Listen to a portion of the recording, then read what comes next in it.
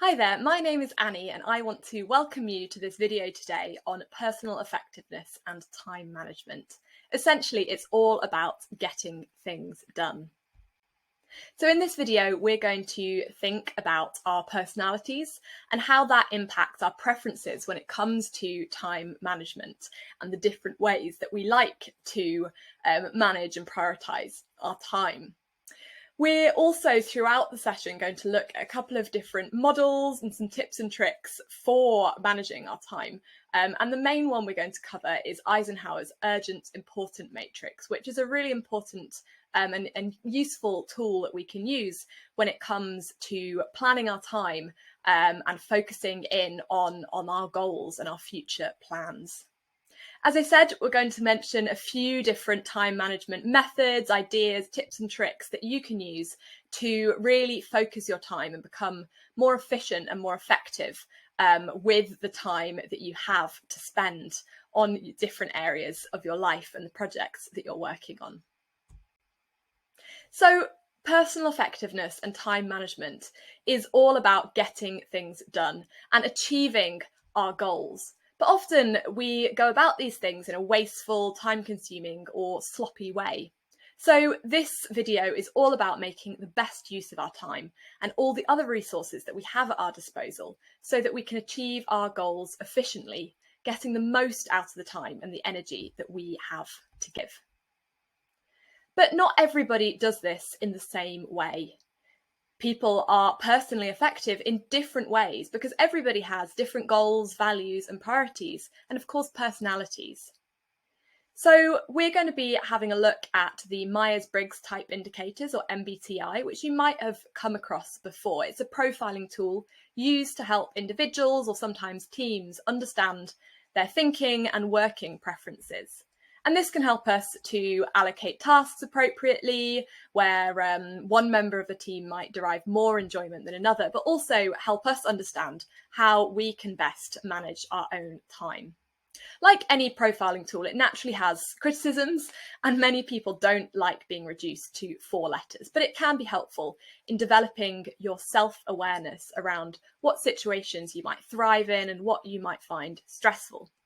Take planning a holiday, for example. Some people might have a spreadsheet of potential accommodation ranked by stars, proximity to the town centre, facilities, parking, different destinations, and other people might get on a train, get on a flight, turn up in their chosen destination and see where looks nice on arrival.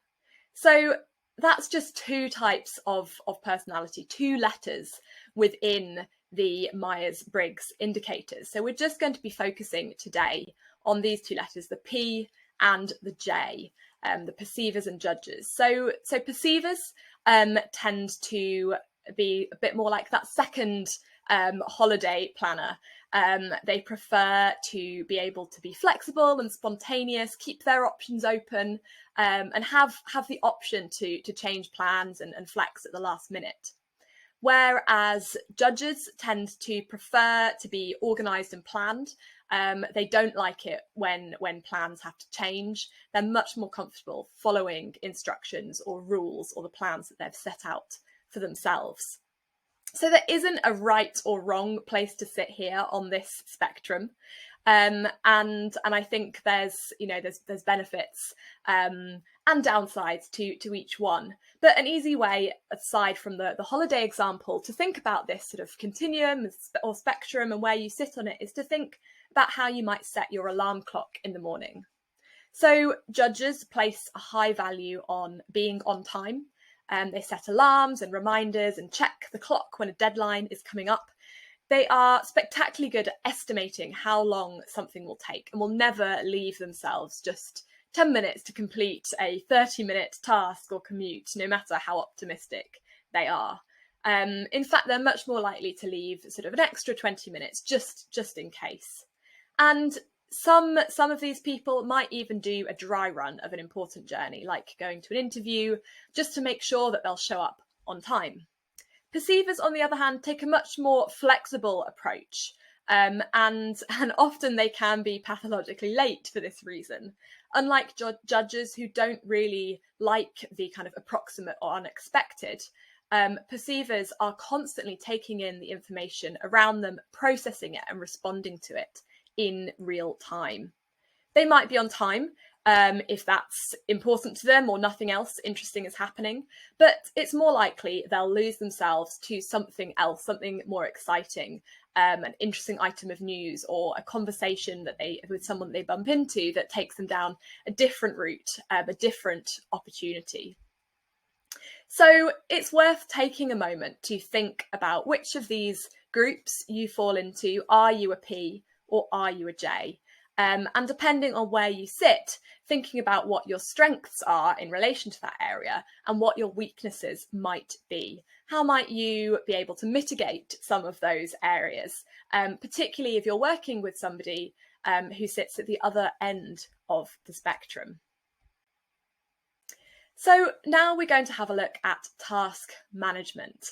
And I want to share with you this quote from Eisenhower, who says, "What is important is seldom urgent, and what is urgent is seldom important." But I want to ask you, what do you think the difference is between urgent and important? We often fall into the trap of thinking that they are the same thing, but in my opinion, urgent, a definition might be something that requires immediate attention. It puts us in reactive mode, one that's sort of marked by defensive, negative, hurried, kind of narrowly focused mindset. Whereas what's important contributes to our long-term mission, values or goals. And sometimes these important tasks can be urgent, but typically they're not. When we focus on these important activities as opposed to the urgent ones, we operate in responsive mode, which helps us to remain calm, rational and open to new opportunities. So as I said, we often fall into that trap of thinking that what's urgent is also important. And the consequence of that can mean that we struggle to kind of see the wood from the trees, see what really is our priority. And we can suffer from burnout, having so many different options and tasks to focus on and feel unable to move forward.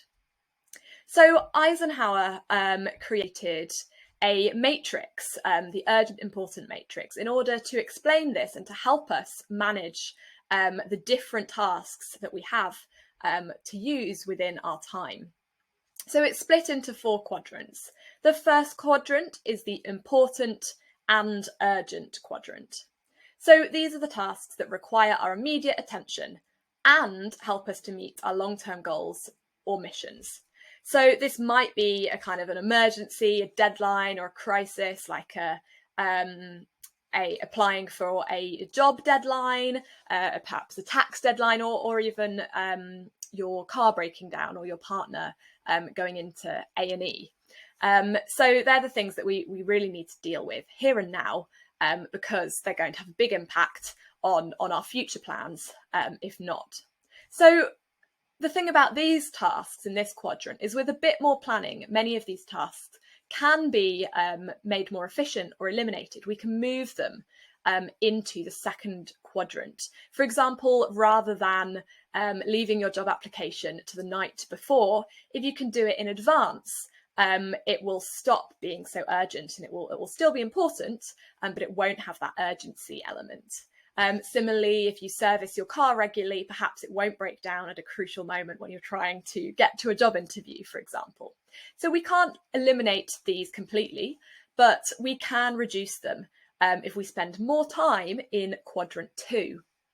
So quadrant 2 is not urgent, but important. These are the tasks that don't have a pressing deadline, but will help us to achieve our goals and future plans. So they might be about strengthening relationships, networking with people we might want to work with or learn from, personal development, attending training sessions and workshops, reading things related to your field, and developing yourself. So we should spend most of our time in this area if possible, but we often don't, as we aren't aware of what is most important to us, and we can have a sort of present bias or an urgency addiction, causing us to focus on what is most pressing at that moment. And that can mean it's hard to get motivated when there isn't a pressing deadline. So we put it off saying, I will do that, next week, next month, and it gets moved on and on. Departing from this and focusing in on this area will take power and self-discipline, but it's really important if we want to move towards achieving our goals and making the best use of our time. So we've seen that we want to manage those activities in quadrant 1. We want to focus on the activities in quadrant 2, but what about quadrants 3 and 4? So in quadrant 3, we have the activities that are urgent, but are not important. These are activities that require our attention now, but they don't help us to achieve our own goals. They can often be interruptions from other people, perhaps helping them to fulfill their goals and meet their priorities. So it might be a phone call or responding to emails, a favour or delegated work you've been asked to do by somebody else. So lots of us spend a lot of time in this quadrant thinking that we're in the urgent, important quadrant 1. And we do it because we want to help out, we get a sense of satisfaction from completing something urgent quickly. But these tasks are urgent to others, but they aren't important to us. They're not bad, and actually sometimes they can have a little bit of a shift over into quadrant 2. They can be about relationship building, doing people favours, working with others, but they need to be balanced with the tasks that are in our own quadrant 2. What is important but not urgent. Otherwise, we won't be able to make progress in our own goals, and we may end up feeling a sort of personal frustration or resentment. And finally, quadrant 4, not urgent and not important, otherwise known as faffing or procrastination. These things don't help us meet our goals, and primarily they're distractions. So it might be watching rubbish TV, scrolling Instagram, YouTube rabbit holes, some meetings. We spend a lot of time on our phones, and sometimes we have that realization, I've just spent 2 hours on that. I'm never going to get that time back. So they can often end up, if we spend too much time in this quadrant because we're stressed about the other quadrants, we escape here for relief. But this can ultimately make the situation worse, as time would be better spent forward planning in the quadrant 2, or dealing with the tasks in quadrant 1, so that we're able to give ourselves that time to focus in future. But we do need a bit of a break sometimes, and we can't always aim to entirely rid ourselves of these not urgent and not important tasks. And instead, we can think about spending perhaps a limited time on them. So another name for those tasks in quadrant 4, those tasks that are not urgent and not important, are time thieves. Do you, like me, like many of us, feel that lack of time is a serious problem for you? Do you feel that sort of time is slipping through your fingers and leaving you with too little time to accomplish everything that you want? These time thieves are also known as distractions that can rob us of our time, such as emails, talkative housemate, lengthy phone calls, or just slow equipment. And these sort of interruptions and distractions, as we've seen from Eisenhower's matrix, can take our attention away from that creative, strategic work that helps us to move towards our goals. So I want you to have a think now, looking through your schedule, what do you think the biggest time thieves are for you? And if you can think about minimizing these, you can really improve your schedule in quite a remarkable way. So I'm going to share a few examples of common time thieves with you today. So the first one I've got is doom scrolling, whether it's Instagram, YouTube videos, getting stuck in those rabbit holes, Twitter, whatever it is. We might go on to check one thing, respond to one message, watch one video, and then we find it's been 2 hours and we're still there. You absolutely would not be alone if this is something you find yourself doing. But instead, can you think about perhaps limiting the time you spend in these areas, whether it's setting it out at a particular time of day, maybe using it, watch one video as a reward for achieving another task, or there's apps and things on our phone that we can use to set specific time limits for different apps to help us to limit the time thieves that crop up in this area. Another one is slow equipment, whether that's dodgy Wi-Fi or an old laptop or phone. And sometimes this is unavoidable, particularly if you're sharing a house and you've got lots of people trying to work or use the Wi-Fi at the same time.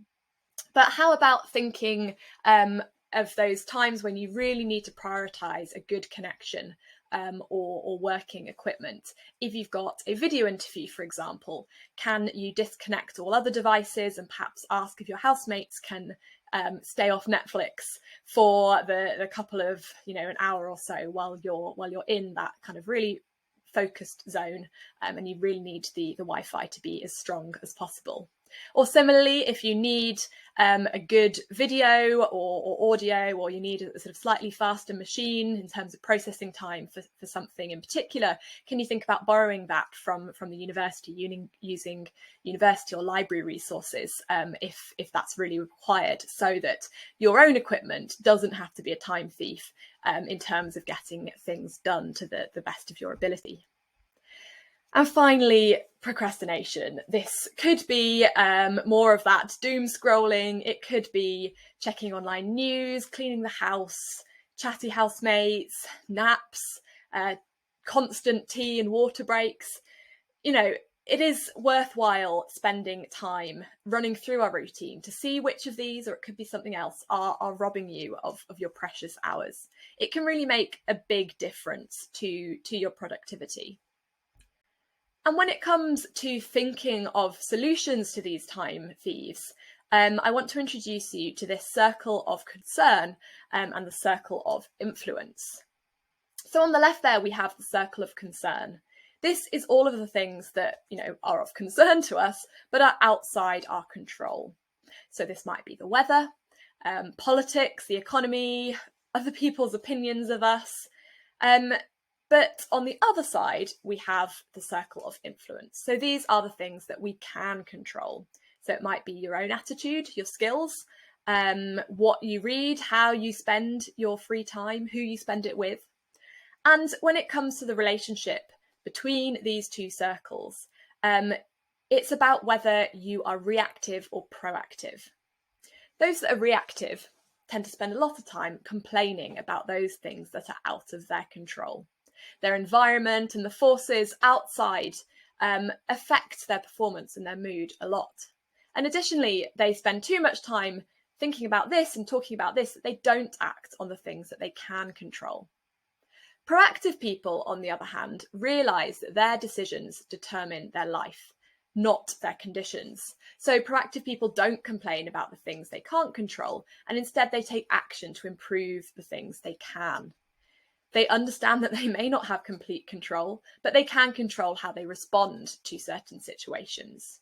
For example, if you get bad results on a particular essay, a reactive person might complain about their teacher, blame the course, and give up. Think, there's no point trying next time because I can't do it. It's not going to work. The teacher is useless.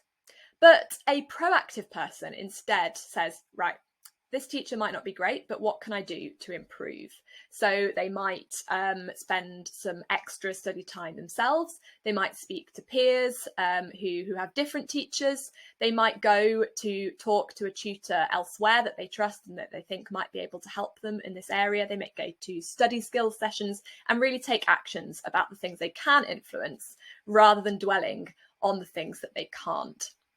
So to take control of those time thieves is all about adopting a proactive focus, a shift from my working as shaping me to I'm taking ownership of shaping my work. So I want you, after this video, to think about some of those time thieves and to consider whether they are things that you can influence and take control of, or whether you need to park them. Perhaps it's not something you can do yourself, but you can ask somebody else for help in order to move something over from the circle of concern closer into that circle of influence. Because if your shovel isn't big enough, get some friends to help. We don't have to do it all by ourselves. When we start our careers, we often get recognised for working longer, faster, harder than our peers, and it can feel like a bit of a competition at university as well. However, as we move upwards, tasks get more complicated. And this is where we need to shift our mindset away from how can I get this done to how can this be done. It's not all about me. We need to realise that we do need to collaborate with others and work with others rather than compete against them. Displaying that kind of win-lose attitude doesn't really add value to the organisation or to your own goals and tasks. Instead, we can appreciate the value that other people bring. They have different perspectives and experiences and opinions, and so together we'll be able to create something much greater than ourselves. So this doesn't just go for time management. It's about the efficiency, but also the effectiveness. How much quality we can bring to a project if we do work together and do work with others. But for the final 10 minutes or so of this video, I wanted to share with you some of my key time management tips. So starting with planning. May sound obvious, but have you heard the phrase break down the boulder or eat an elephant one bite at a time? Essentially, it's all about breaking down a large task into smaller, more manageable chunks, like climbing a mountain, sort of one step at a time. All goals and projects are made up of smaller parts that need to be accomplished in order to achieve a goal or complete that project. But when we are faced with a big goal or a project, it can feel really overwhelming, like trying to eat an elephant whole. It's big and it's tough and it feels impossible. So we need to plan. And to get that plan in place, we need to break things down into milestones and tasks and work backwards from the end date. And why is this beneficial? It really helps us to identify what needs to be completed by when. And that's why we want to consider that end deadline when we are creating those milestones and those smaller tasks that we're breaking down. If we're working in a team, we want to make sure that everybody knows and agrees to those timings, so we're not let down by that lack of communication. And finally, as we've spoken about, if we are working together, it's about celebrating successes together. We'll feel the failures, feel the difficulties acutely, but how can we plan to avoid them? How can we plan to change things next time and really be able to celebrate that success? So that is my tip number 1. Number 2 is all about prioritization. If you don't have a plan, instead of focusing on what needs to be done, we can sort of wander aimlessly, taking care of more trivial matters or something that's easier to achieve. A good tool to help you decide what should be done and what you should be spending your time on is Eisenhower's urgent important matrix. So we do need to think about what is important and what is urgent, because often they aren't the same thing. Remember that urgent tasks require our immediate attention, but they put us in a reactive mode, and they can give us a sort of negative and narrowly focused mindset. Whereas the tasks that are important contribute to our long-term goals, and they're the tasks that help us to operate in a responsive mode, remain calm, rational, and open to working towards new opportunities. So using the matrix, we can break this cycle of firefighting or sort of the urgency addiction and help us to focus on activities that will help us to achieve our goals. Next up, tip number 3 is about starting with the most important tasks. So we've already said that for us to effectively prioritise, we must be able to recognise what is and what isn't important. And that does come back to knowing what our goals are. But if you find yourself having lots of activities in the urgent and important box, it's worth asking yourself, are they really both urgent and important?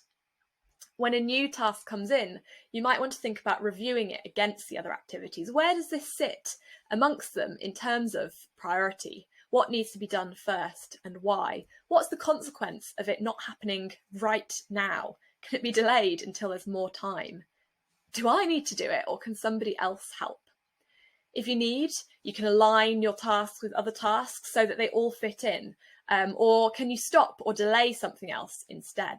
And if you start with those most important chunky tasks, then the other things you'll find can usually fit in around them.